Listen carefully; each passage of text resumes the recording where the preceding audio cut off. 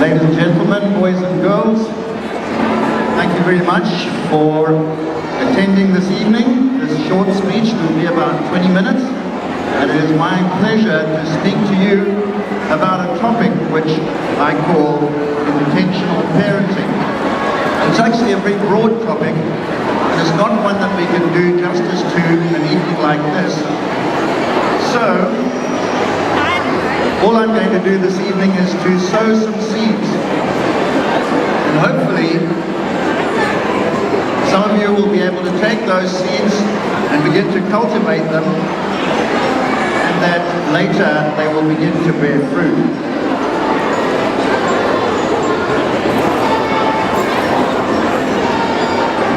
Forgive me, I'm juggling my papers here.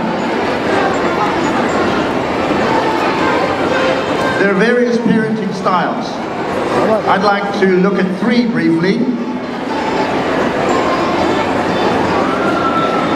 Survival, default, and intentional parenting styles. First of all, we're going to look at survival parenting. And this is where you're hanging on for dear life and you think, how am I going to make it through this day? You never knew parenting was going to be this difficult. You can't wait for the kids to grow up and leave home so that you can resume your life, and that they will be gone to school without too much fuss. I think I've got ahead of myself a bit here. Taking life as it comes, that's where little planning takes place. Someone has said that if you fail to plan, that you are then planning to fail. What about intentional parenting? That's where you're being deliberate about bringing up your children. It involves planning. Planning for the short term, that is what is going to happen today. Planning for the medium term, what's happening this week, and planning for the long term. What are my strategies to working with my children over the next month, the next year, and so on? Do I have a plan? It involves thinking strategically, answering those what-if questions. What if this happens? What will I do as a result of that? It's very difficult to know where to start. I think with so many things in life, we kind of have good intentions, but we're not really sure where to begin. First of all, we need to be careful about the danger of getting overcomplicated. I have a little story that I heard the other day about the famous detective Sherlock Holmes and his assistant, Dr. Watson. And they were visiting Egypt, and they decided to go camping in the desert. And after a very pleasant meal around a campfire, they decided to go to sleep. Well, halfway through the night, Sherlock Holmes woke up and he tapped Dr. Watson on the shoulder and he said, "Dr. Watson, I've got a feeling that there's something not quite right. Could you perhaps tell me what it might be?" So Watson looked up and he said, "I don't know." And Sherlock Holmes said, "Look up and tell me what you see." And he said, "Well, I see the night sky." He said, "What else?" "I see thousands and thousands of stars, too many to count. It's absolutely wonderful."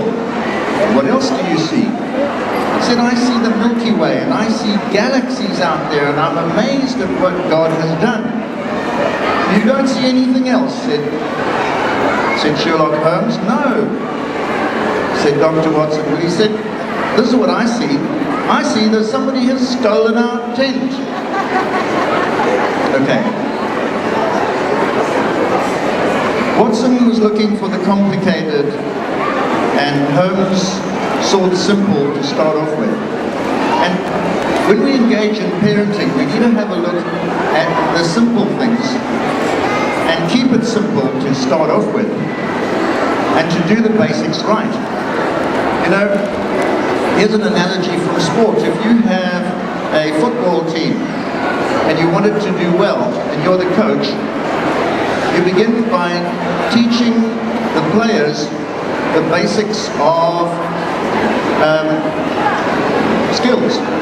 You teach them to dribble the ball, you teach them to pass, you teach them to shoot, you teach them basic movements on the field, and you don't try and make it too complicated.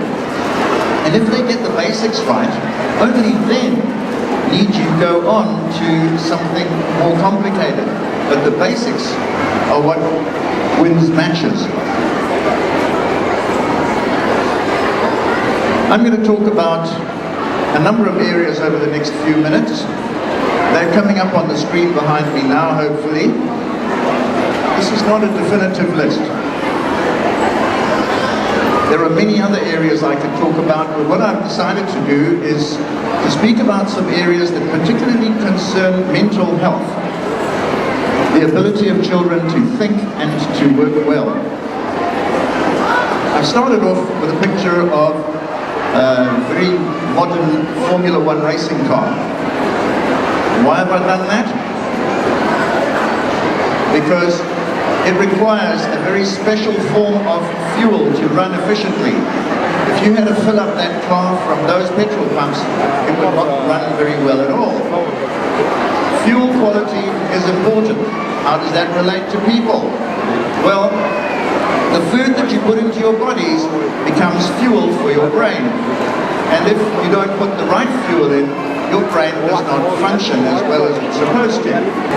Eating has become a science. It's not a haphazard thing anymore. We're able to tell exactly how much we need to eat, what sorts of foods we need to eat, what amounts, and that's very useful. And we don't need to be scientists either to work out a comprehensive and healthy eating plan, because other people have done it for us. The slide that you see in front of you here comes from Harvard University, and they have synthesized information and made it simple. All we have to do is read it and follow it. Next, I want to talk for a minute about hydration. Fancy word for water. Our bodies are made up mostly of water, and so it makes sense that we should keep ourselves topped up. In fact, our brains are 75% water. Now, something that happens when we sleep is we get dehydrated. We don't feel dehydrated. And it seems strange to think, well, how am I getting dehydrated when I sleep? It's because as we breathe out, moisture is going out of our bodies. And it's an extended period of time. We're probably sleeping for 6 hours, 7 hours, 8 hours. And we're gradually getting lower on water than we should be. And so a very useful tip is, and do this for your children, get them to drink a glass of water when they wake up in the morning. You'll be amazed at how much brighter they are during the day. And as parents, try it yourselves if you don't already do it. I practice this because I've tried it myself. Drink the water, even if I'm going to have a cup of coffee, I have a drink of water as well.